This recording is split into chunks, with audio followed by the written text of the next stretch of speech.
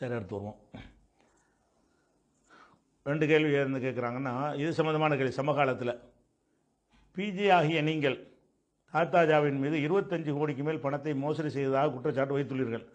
உங்களின் இந்த குற்றச்சாட்டு உண்மைகளில் நான் கேட்கும் கேள்விக்கு பதில் தரவும். சட்டியில் இருந்தால்தான் ஆப்பையில் வரும் என்று பழமொழி உண்டு. அதேபோல் தான் பணம் இருந்தால்தான் திருட முடியும். அந்த அடிப்படையில் தாத்தாஜா 25 கோடிக்கு மேல் பணம் மோசடி செய்து என்று சொல்லக்கூடிய நீங்கள், கடைசி பொதுக்குழு நடைபெறுவதற்கு 3 மாதத்திற்கு முன்வரை நீங்கள் தான் தலைவராக இருந்தீர்கள். நீங்கள் தலைவராக இருந்தபோது முதியோர், சிறுவர் இல்லம், தாவா சென்று நிர்வாகம் சார்ந்த அனைத்தும் சேர்த்து ஜமாத்தில் எவ்வளவு பணமாக இருந்தது? அல்தாஃபி நீக்கம் நடைபெற்ற போது பொதுக்குழு கலீல் ரசூல் வரவு சொல்ல வாசிக்கும் போது ஜமாத்தின் மொத்த பணமே 4.5 கோடி தான் பணமாக இருக்கிறது என்று கூறினார். அப்போது நீங்கள் தான் தலைவராக தேர்வு செய்யப்பட்டீர்கள். 2017இல் மொத்த பணமே 4.5 கோடி தான் இருந்தது என்றால் நீங்கள் திருடியதாக சொல்லும் பல கோடிகள் ஒரு வருடத்தில் ஜமாத்துக்கு வந்ததா? இந்த கேள்விகளுக்கு அல்லாஹ்வின் மீது சத்தியம் செய்து உண்மையை சொல்ல முடியுமான்னு கேட்குறாரு. ஒரு விஷயம், ஒரு அடிப்படையான விஷயத்தை விளங்கிக்கிறேன்னு, 25 கோடி அளவுக்கு மோசடி நடந்திருக்கு நம்ம சொல்கிறோம்ல. நடந்துச்சுன்னா அவ்வளோ ரூபா இருந்தால் தான் நடக்க முடியும். இருந்தது 5 கோடின்னா 25 மோசடி நடக்க முடியுமா? முடியாது. அப்போ 25 கோடிக்குன்னு சொன்னால் 25 கோடி இருந்துச்சா அப்படின்னு ஒரு கேட்குறாரு. 25 கோடி இருந்துச்சான்னு நீங்கள் கேட்கவும் முடியாது. ஏன்னு கேட்டால் நீங்கள் வெளியே இருக்கிறீங்க. இந்த 25 கோடி இருந்துச்சா இல்லையாங்கிறது நானும் டிஎன்டிஜி நிர்வாகம் தான் முடிவு செய்யணும். அவங்க வாய்ச்ச கணக்கில் இருந்துச்சா இல்லையா? அவங்க மறுத்த விஷயத்தானே நீங்கள் என்கிட்ட போய் கேட்கணும். 2 பேரும் தான் ஒத்துக்கிறோமே. 6 கோடி 7 கோடிக்கு சொத்து விஷயம், 6 கோடிக்கு கணக்கு வாங்கின விஷயம், ஜக்காத்து கணக்கு விஷயம், எல்லாம் 2.5 கோடிக்கு வந்து நிர்வாக செலவு, இதர செலவுன்னு சொன்ன விஷயம், இது எல்லாமே நான் இட்டுக்கட்டி சொல்கிறேன்னா இருந்துச்சா? அப்போனா அந்த எவ்வளோ தொகையை நான் சொல்கிறேனோ அந்த தொகையெல்லாம் அவர்கள் என் முன்னாடி வந்து இது இல்லை இது இல்லைன்னு மறுத்தா தான் சத்தியமற்ற பேச்சு வரும். வெளியில் இன்னொரு ஆள் வந்து 25 இருந்துச்சான்னு கேட்டால் இதை எப்படி கண்டுபிடிக்கிறது? அவர்கள் வச்ச கணக்கை பாருங்கள். நான் சொன்ன இந்த குற்றச்சாட்டுகள்லாம் இந்த கணக்கிலிருந்து சொல்கிறேனா சும்மா விட்டு அடிக்கிறேனா? கணக்குன்னா என்ன அர்த்தம்? அவங்க சொன்ன வாக்குமூலம்னு அர்த்தம். அவங்க வாக்குமூலத்தை நானும் சொல்லும்போது ஒத்த கருத்தில் நாங்கள் இருக்கிறோம். 7 கோடி 34 லட்சத்துக்கு சொத்து வாங்கலைன்னு நான் சொல்கிறேன். அவங்க வாங்கணுங்கிறாங்க. அந்த ரூபா இருக்கத்தானே செய்யுது. 7 கோடி 34 லட்சம்ங்கிற இருக்கத்தானே செய்யுது. அப்போ அந்த மாதிரியான அடிப்படையில் நீங்கள் பார்க்கும் பொழுது நம்ம எவ்வளோ ஜக்காத்து இருக்குது, ஒரு தொகையை சொல்கிறாங்க, ஒரு தொகையை கழிக்கிறாங்க, கழிச்சதுக்கு அதுக்கு வித்தியாசம் வருது. அப்போ அந்த ரூபா எங்கே அப்படின்னு கேட்கணும். இது எல்லாமே அவர்கள் சொல்வதை அடிப்படையாக வைத்து நான் கேட்குறேனா ஊகமாக கேட்குறேனா? நாங்கள் 2 பேரும் இதில் உடன்பட்டு இருக்கிறோம், அதுலேயும் 3வது ஆள் நீங்கள் சத்தியம் கேட்குறீங்க. அவங்க கேட்கட்டும். என்ன கேட்கட்டும்? இதை சத்தியம் பண்ணுறது சத்தியம் பண்ணிக்கிறோம், விவாதம் பண்ணுறது விவாதம் பண்ணிக்கிறோம். வாங்க, பொருளாதார சம்மந்தம் நான் என்னென்னலாம் சொல்கிறேன், ஒன்று ஒன்றா சொல்கிறேன். அதில் நான் போய் சொல்லியிருந்தால் நான் சத்தியம் பண்ணணும், நீங்கள் போய் சொல்லியிருந்தால் நீங்கள் போய் சொல்லி சத்தியம் பண்ணணும். 2 பேரும் தான் பண்ணணும். அப்படி பண்ணினால் சத்தியத்திற்கு ஒரு ரிசல்ட் இருக்கணும். என்ன ரிசல்ட்டு?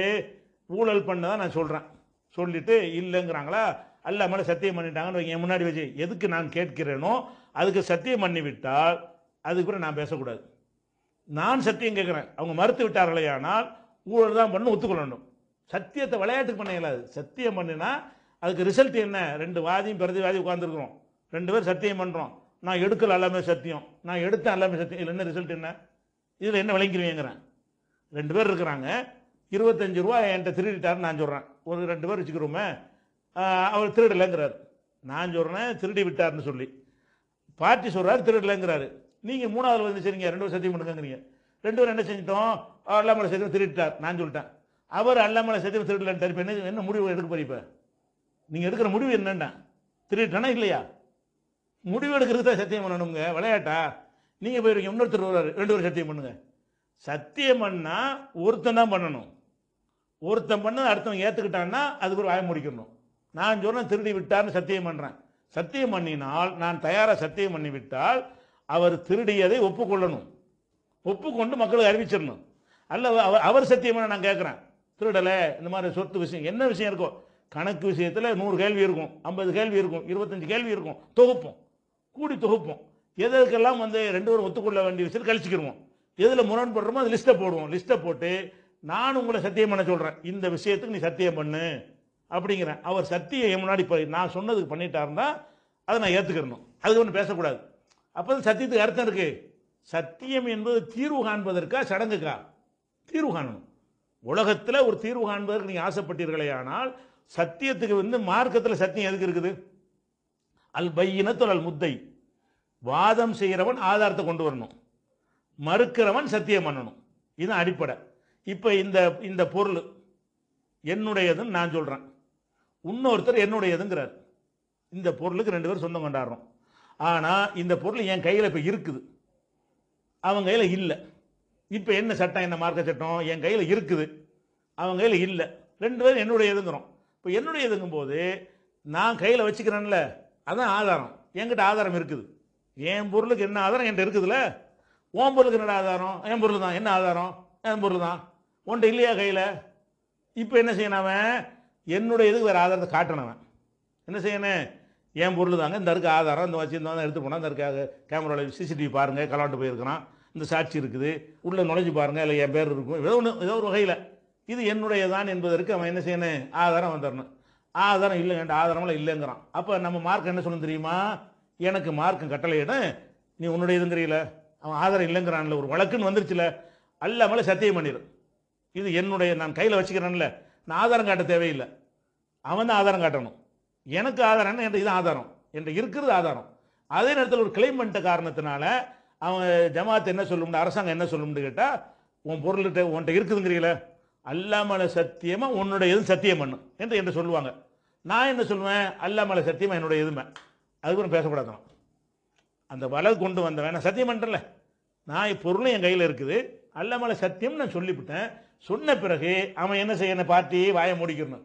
உன்னுடைய தான், ஒரு காலத்தில் நான் சொந்தம் கொண்டாட மாட்டேன், சொந்தமாக இருந்தால் நான் மறுமையில் பார்த்துக்கிறேன், உலக கணக்கு பிரகாரம் இதுக்கு நான் உரிமை கொண்டாட மாட்டேன், நீ அல்லாமல சத்தியம் பண்ணிவிட்ட, இதுக்கு பிறகு என் மூசு தான், அது என்னுடைய தான் வச்சுக்கிட்டு இருக்கான்னு பேசவே கூடாது. இதுதான் இஸ்லாத்தில் சத்தியத்தினுடைய அளவுகோல். இப்போ ரெண்டு பார்ட்டி சத்தியம் பண்ணாங்கன்னு சொன்னால், ரெண்டு பேரும் சத்தியம் பண்ணுற இஸ்லாத்தில் கிடையாது, ஒருவர் தான் பண்ண முடியும். ஒருவர் ஆதாரத்தை காட்டணும், ஒருவர் என்ன செய்யணும்? சத்தியம் பண்ணணும். இப்போ அந்த மாதிரி பேசி வச்சு சில விஷயத்தில் நான் வாதியாக வருவேன், சில விஷயத்தில் அவங்க வாதியாக வருவாங்க. நான் வாதியாக வந்தேன் என்று சொன்னால் அப்போ நான் என்ன செய்யணும்? ஆதாரத்தை கொண்டாந்து காட்டணும். நான் பிரதிவாதியாக வந்தேன் என்று சொன்னால் என்கிட்ட சத்தியம் பண்ண சொல்லணும். Topic over. எல்லாத்துக்கும் ஒருத்தனை வாதியாக இருக்க மாட்டான். இந்த பொருளாதார குற்றச்சாட்டிலேயே அவர்கள் வாதியாக வரக்கூடிய சில அம்சங்கள் வரும், நான் வாதியாக வரக்கூடிய சில அம்சங்கள் வரும். லிஸ்ட்டை போடுவோம், உட்காந்து பேசுவோம். அங்கே ரெண்டு பேரும் உட்காந்து தான் பண்ணணும். ஒருத்தர் சத்தியம் பண்ணணும். என்ன கேட்க மாட்டேன்? ஆதாரம் இல்லைல்லப்பா, அவர் இப்போ சத்தியம் பண்ணுறாரு, என்ன சொல்கிறார்? பண்ணட்டும் போயிடக்கூடாது, பண்ணட்டும் வாயை மூடிடணும். நான் சத்தியம் பண்ணி இது என்னுடையது தான், களவாடியது தான் என்று நான் சொல்லிவிட்டேன் என்று சொன்னால் நீ வாயை திறக்கக்கூடாது, எதிர்த்து கவுண்டர் கொடுக்கக்கூடாது, ஆகிரத்தில் பார்த்துக்கிறேன்னு போய்கிட்டே இருக்கணும். இதுதான் மார்க்கத்தில் உள்ள சத்தியமே தவிர இதில் சம்பந்தம் இல்லாத நீங்கள் என்ன சத்தியத்தை கேட்குறது? ஒருத்தரும் கேட்குறது டெய்லி ஒரு ஆள் சத்தியம் பண்ணுனா அப்புறம் ரிசல்ட் என்ன? எதுக்கு சத்தியம்? சத்தியம் பண்ணுதல் என்பது கொடுக்கல் வாங்கலுக்கு குற்றச்சாட்டுகள் உண்டு என்றால் என்ன அர்த்தம்? ஒருத்தனுக்கு தான் உண்டு, முப்பாகலா தான் ரெண்டு பேருக்கு உண்டு. எந்த ஆதாரம் இல்லை. அல்லாட்ட சாபம் கேட்குறோம், எல்லாம் நான் போய் சொல்லுதான் எனக்கு, நீ போய் சொன்னா உனக்குங்கிறது. இதெல்லாம் என்னென்னா ஆதாரம் உள்ள விஷயம். நான் பொதுக்குழு ஆடியை வச்சு ஆதாரம் பண்ணுறேன், சொத்து வாங்கலைங்கிறதுக்கு நான் ஆதாரம் காட்டுவேன். அப்போ சொத்து வாங்கின அவங்க ஆதாரம் காட்டலாம். ஆதாரமாக காட்டி பேச வேண்டிய விஷயங்களில் ரெண்டு பேர் வந்தார்களே ஆனால் அப்போ உள்ள நிலைமை என்னன்னு கேட்டால், ஒருவர் சத்தியம் பண்ண வேண்டும். யார்? பிரதிவாதியாக வாதி ஆதாரத்தை காட்டணும், பிரதிவாதியாக இருக்கிறவன் என்ன செய்யணும்? இல்லை நான் அவர் சத்தியம் பண்ண சொல்லணும். சொல்கிறாருங்க, நீங்கள் இல்லைங்கிறீங்க, நீ சத்தியம் பண்ணி நீங்கள் போயிட்டு இருக்கீங்க, உங்கள் சொல்ல ஏற்றுக்கிறோம். ஒருவனை சத்தியம் பண்ண சொல்லிவிட்டால் அதை ஏற்றுக்கொள்ள வேண்டும், அதான் முடிவு. உலகத்தில் திறக்கக்கூடாது. அப்படி பேசி வாங்க சத்தியத்துக்கு, நான் ரெடியாக தானே இருக்கிறேன். எதற்கு நான் சத்தியம் பண்ண வேண்டும் என்று மார்க்கத்தில் உள்ளது, அதுக்கு நான் சத்தியம் பண்ணுகிறேன். எதற்கு அவர்கள் சத்தியம் பண்ண வேண்டும் என்று மார்க்கம் வருவதை செய்கிறேன். அதுக்கு பிறகு நான் எதற்கெல்லாம் சத்தியம் பண்ணிவிட்டேனோ அதில் நான் தான் உண்மையாளன். அவர்கள் எதற்கெல்லாம் வாதிங்கிற அடிப்படையில், பிரதிவாதிங்கிற அடிப்படையில் சத்தியம் பண்ணி விட்டார்களோ அதில் அவர்கள் உண்மையாக நான் பேசக்கூடாது. இப்படி ஒப்பந்தம் பண்ணி லிஸ்ட்டு போட்டு என்ன செய்யணும்? மார்க்கப்படி தீர்த்து கொள்வது நான் தயாராக தானே இருக்கிறேன். இதைத்தான் நான் கேட்கவும் செய்கிறேன். அப்போ இந்த பொருளாதார விஷயமான எந்த மார்க்கத்துக்கு ஆதாரம், பொருளாதார குற்றச்சாட்டுக்கு ஆதாரங்களும் உண்டு. ஆதாரமே இல்லாமல் விவாதம் பண்ணி முடிக்கணும்னு வந்தீங்கன்னா சத்தியத்தில் முடிவு பண்ணுவோம், நாங்கள் ரெடியாக இருக்கிறோம். நீங்கள் என்ன செய்கிறீங்கன்னா, ரெண்டு பேரும் சொல்லி கொண்டீர்கள், நீங்கள் சத்தியம் பண்ணி என்கிட்ட காட்டு, நான் சத்தியம் பண்ணிட்டேன். சத்தியம் பண்ணோன்னே அவங்க எல்லாம் ஏற்றுக்குருவாங்களா? நான் திருப்பி கேட்குறேன். போக இந்த சகோதரர் சொல்லிட்டார்ல, அல்லாமல சத்தியமாக 25 லட்சம் களவாடின உண்மை நான் சொல்லிவிட்டேன், அப்புறம் நீங்கள் நம்பிடுவீங்க. இன்னொருத்தர் வருவார், நான் நம்பலை, அவர் என்ன செய்வார்? அவங்க நிமிஷம் சத்தியம் பண்ண எங்களுக்கு நாங்கள் போய் தான் சொன்னால் அடுத்தவர் சொல்லுவார், யார் பார்ட்டி அவன் மறுப்பான், நான் பண்ண சத்தியத்தை அவன் மறுப்பான், போய் சத்தியம் பண்ணிட்டாருமா. அப்போ தீர்வு என்ன? எதுக்கு இதை கேட்குறீங்க? விளையாட்டா? தீர்வுக்கு தானே கேட்குறீங்க. தீர்வுக்கு அந்த மாதிரி கேளுங்க. நீங்கள் சத்தியம் பண்ண சொல்லிட்டு நான் சத்தியம் பண்ணி ஊழல் பண்ணிட்டான்னு சொல்லிட்டேன். அப்போ தௌஹீத் ஜமாத் அறிவிச்சு நின்று அவர் சத்தியம் பண்ணிய காரணத்தினால் நாங்கள் 25 கோடி ஊழல் பண்ணி ஒத்துக்கொள்கிறோம். அப்படி ஒத்துக்கொள்ளனா என்னது சத்தம் பண்ண விளையாட்டா? அல்லாஹ் வந்து உங்களுக்கு கேள்வி பொருளா? அல்லாஹ் வந்து கிண்டலாக்கிடுவீங்களா நீங்கள்? அப்போ அல்லாவை கிண்டலாக்கி கொண்டு அல்லா மலை சேர்த்து விளையாட்டு பொருள் அல்லாங்கிறான். தீர்வுக்கு அல்லாஹ் தன்னுடைய இதை பயன்படுத்த அனுமதிச்சிருக்கிறான். அப்போ நீங்கள் சத்தியம் பண்ண சொல்கிறா இருந்தால் என்ன செய்யுங்க, இல்லாட்டி என்ன செய்யுங்க, அவ்வளோ மெம்பரும் ஒன்று ஒரு இடத்துல கூடுங்க. உங்கள் எத்தனை மெம்பர் 50 பேர் கூடுங்க. சத்தியம் பண்ண பிறகு என் பக்கம் 50 பேர் வந்துடணும். அவங்க சத்தியம் பண்ணிட்டு எல்லாம் அந்த பக்கம் போயிடணும். அப்படியாவது வாங்க. நீங்கள் வாட்டு ஒரு ஆள் உட்காந்து சத்தியம் பண்ணுவீங்க, நான் சத்தியம் பண்ண அவர் என்ன தீர்வுங்கிற விளையாட்டாது? அப்போ சத்தியங்கிறதெல்லாம் தீர்வு கிடையாது. தீர்வுன்னு சொன்னால் ஒருவருக்கு தான் அந்த வாய்ப்பு. நல்லா விளங்கிருங்க. மார்க்கத்தில் சத்தியம் பண்ணுதல் என்பது அந்த விஷயத்தில் யார் பிரதிவாதியாக வருகிறார்களோ அவர்களுக்கு இவர் கேட்டுக்கொண்டால் தான். எது கேட்டுக்கொண்டால், இந்த என்கிட்ட இந்த பொருள் இருக்குல்லங்க, என்னுடையது ஒன்று சொல்கிறார்ல, நான் என்னுடையதுங்கிறேன். இப்போ என்ன செய்யணும், ஆதாரம் இல்லை. அப்போ அரசாங்கம் என்ன சொல்லணும்னா, என்னப்பா சொல்கிற, சத்தியம் பண்ண சொல்லுமான்னு கேட்கணும். அவர் ஒத்துக்கிட்டா நான் சத்தியம் பண்ணணும். சத்தியமெல்லாம் பண்ண மாட்டாங்க.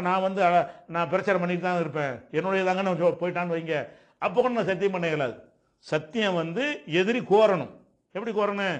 என் பொருள் தான், அது என் ஆதாரம் இல்லை, அவன் பொருள்னு சொல்கிறான், அல்ல மேலே சத்தியம் பண்ணி சொல்லிட்டு நான் எடுத்துகிட்டு போட்டோம், நான் மறுமையில் பார்த்துக்கிறேன் அப்படின்னு சொல்லிட்டு அவர் வாயை மூடிடணும்.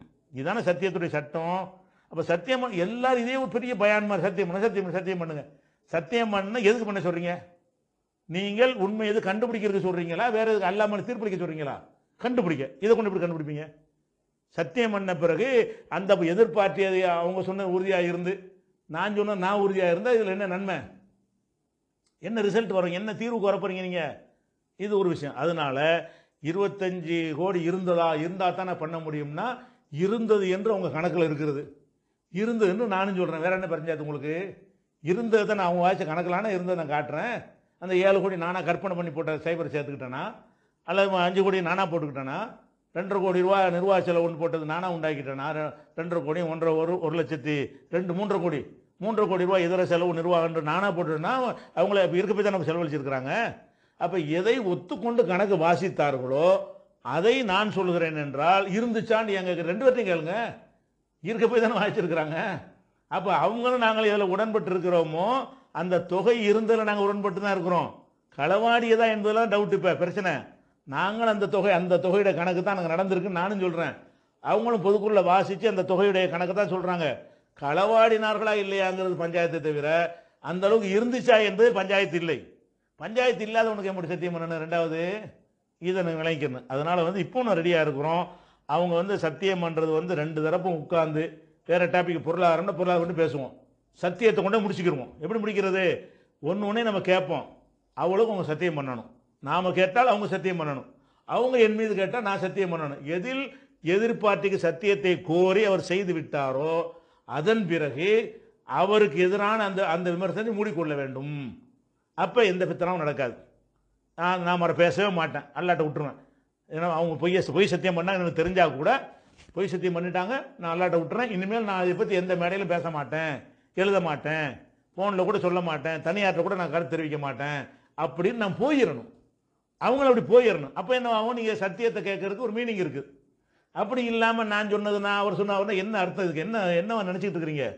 அல்லாஹ் அதிக சத்தியம் செய்யறவனை வந்து இப்போ கட்டுப்பாடாதுன்னு இருக்கிறான். ரசூலுல்லாஹ் ரொம்ப கண்டிக்கிறாங்க. அதிகம் சத்தியம் எதுக்கு தான் சத்தியங்கிறது? சத்தியம் பண்ணுறவன பொய்யந்தாங்க ரொம்ப பண்ணுவான். ரொம்ப அவசியத்துக்கு தேவைக்கு தான் அல்லாவுடைய எதுக்கு எடுத்தாலும் அல்லாமலை சத்தியம் அல்ல கேள்வி கொடுத்தா உங்களுக்கெல்லாம். அப்படின்னா நான் பண்ண மாட்டேன், தேவையில்லாமல் பண்ண முடியாது. விளங்குதா? தேவை இருக்குன்னு அது எதற்கு பண்ணினால் அது என்ன ரிசல்ட் மார்க்கத்து சொல்லப்பட்டிருக்கோ அது இருக்கணும். அதனால திருப்பி சத்தியம் என்ற பெரிய விஷயமா? அல்லாமின் சத்தியமா ஒரு வார்த்தை சொல்ற பெரிய விஷயமா உலக கணக்கில் பார்த்தா? ஆனால் மறுமை கணக்கில் பார்த்தா பெரிய விஷயம்.